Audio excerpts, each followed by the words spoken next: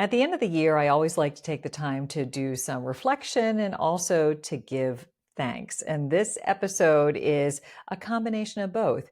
So, first of all, giving thanks. I want to thank all of you for going along on the Speaker Dynamics Own the Room journey. When we started the podcast at the beginning of the year, we had no idea how it was going to go over, but the response has been overwhelming. And I can't express enough how grateful I am for you joining this community. But let's also talk a little bit about the reflection because we've had so many great guests who have provided such amazing wisdom, and I think they deserve another airing. So if you're looking for some inspiration for the new year, stay tuned to this special Best of Speaker Dynamics Own the Room. Hi, I'm Karin Reed. I'm a 4-time author, Emmy Award-winning broadcast journalist, and communication expert on helping people to own the room, whether it be a physical one or a virtual one. Welcome to Speaker Dynamics. We have had so many fabulous guests on the show this past year, and I've always been so grateful for their willingness to come on and talk to me and share their wisdom with me and with you as well. So I wanted to go back to some of our more memorable moments on Speaker Dynamics Own the Room.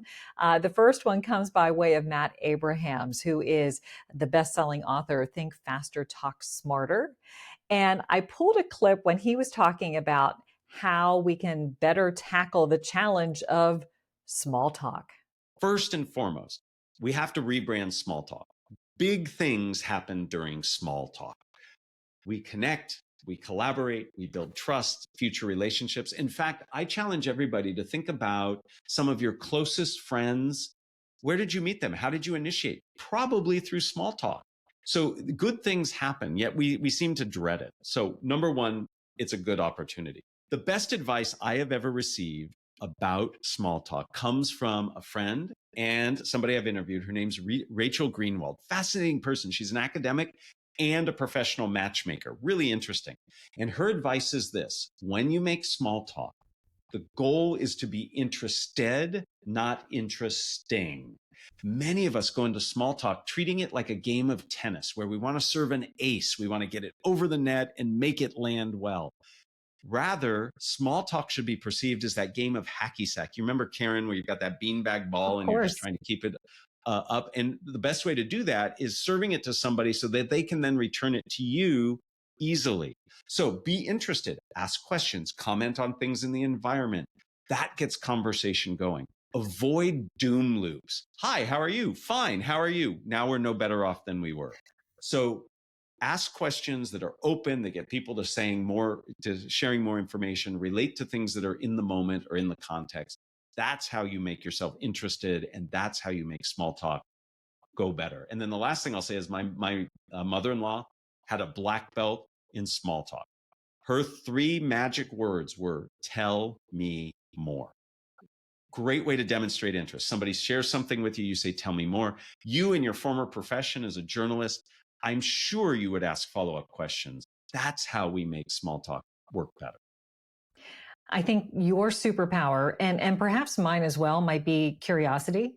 Yeah. And it certainly helps in this environment, but it definitely helped in an interviewing environment because I always was delighted to find out people's stories. And I know you are as well, supremely interested in what brings people to this point in their lives and what makes them tick.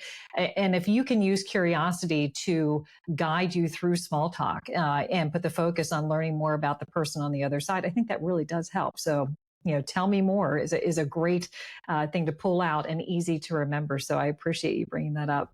This podcast is devoted to communication, oftentimes leadership communication.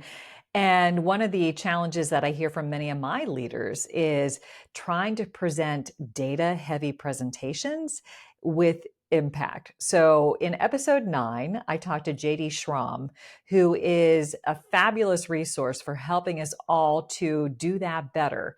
So I would encourage you to listen to the entirety of episode 9, but take a listen to a snippet of our conversation. Do you suggest that storytelling is the key to making data come to life. This might seem counterintuitive for those who are number-oriented professionals and they think that their data is just going to dazzle on its own. I'm sure you've seen this many times in your career. So why do you feel that story is so valuable? Well, it's story with strong data.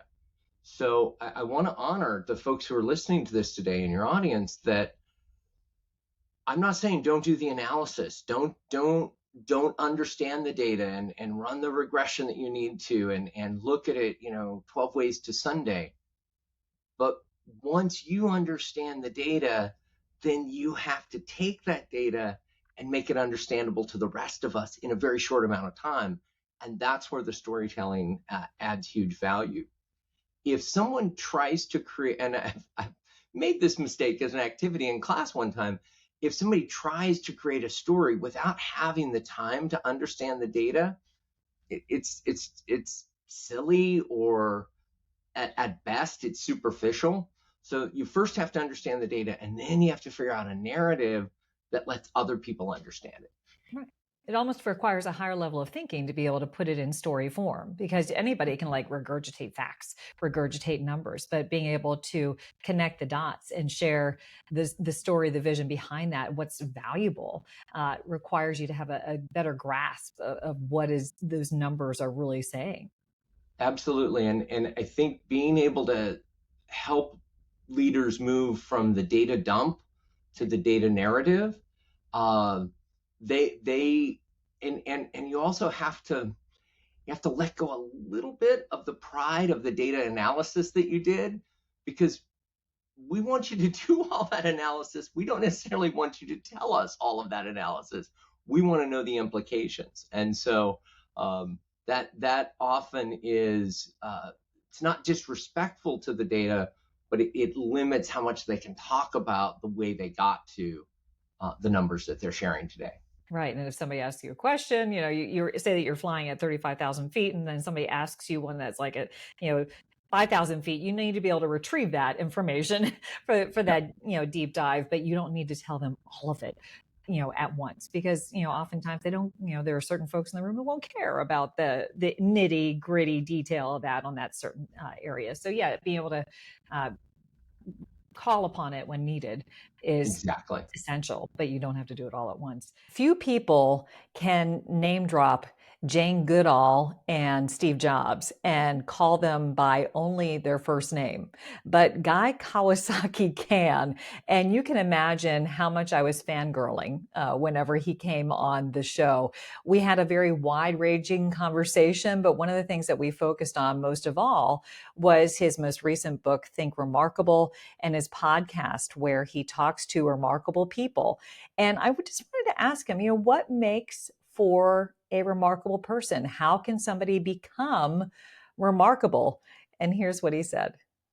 In the age of many self-help books and self-help people, that the concept is you can read this book, not this book, but a book. You can read a book and you can reposition yourself, rebrand yourself, and then convince people that you are remarkable by doing you write white papers, you write books, you speak at TEDx. These are the techniques to become perceived as remarkable. Mm-hmm. And I got to tell you, there is nothing in that book that says, go give a TED talk. There's nothing in that book that says, go write a book. There's nothing in that book to go reposition yourself. I think all of those are putting lipstick on a pig. Okay.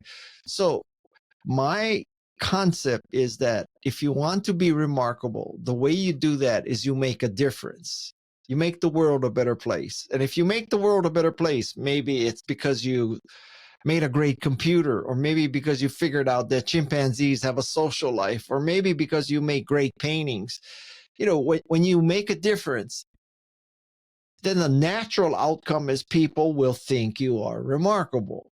And listen, I know Jane and I knew Steve, and I would be astounded if ever in their life they woke up and they said, how can I make people think I'm remarkable? Yeah. That kind of shallow, ego-driven thinking it's not in their book, so to speak. Yeah. So if you want to be remarkable, just freaking do good and make a difference. You're my first person I have to beep. Guy. My episode with Guy Kawasaki was longer than the vast majority of the ones that I've done. I try to keep them to 30 minutes, and I told him that. And he pushed back and he said, Karin, sometimes conversations are worth more than 30 minutes. Sometimes they're not worth 30 minutes. He's like, this one is, so let's keep talking. So I think it's only natural that I include a second clip from Guy Kawasaki from our fun chat.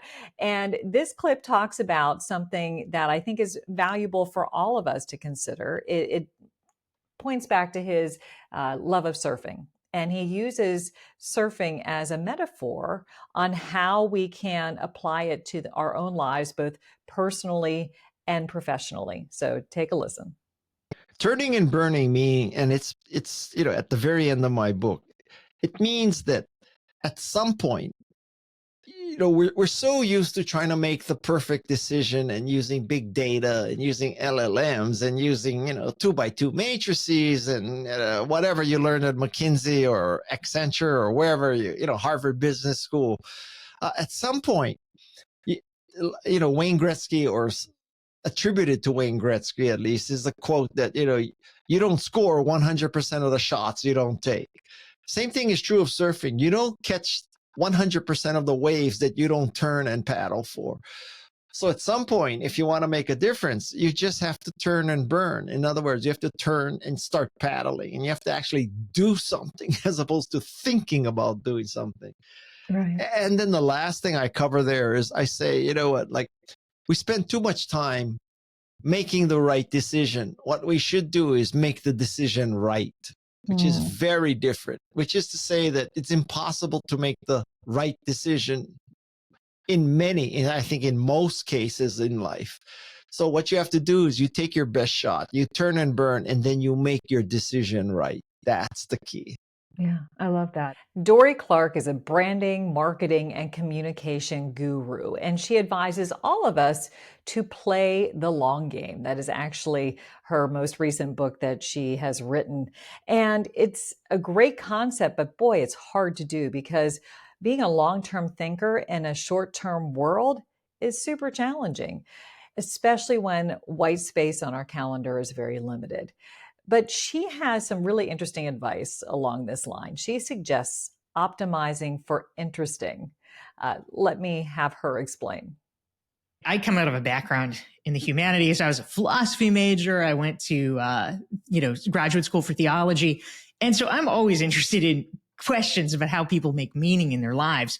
And it seems like in our modern society, there's really kind of two pat answers that in the discourse are often viewed as diametrically opposed, which is you either optimize for money and you take the investment banking job out of school or whatever, or you optimize for meaning. And then you're working for, some charity and feeding people in Africa, and you're practically starving yourself because you're not making any money. And so, those are sort of the two, in the public discourse, the two views. You optimize for money or for meaning.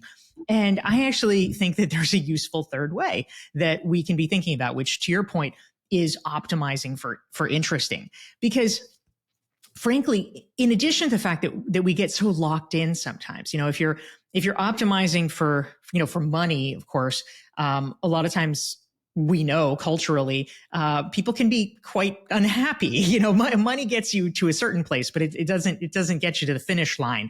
It is, you could say, necessary, but not sufficient.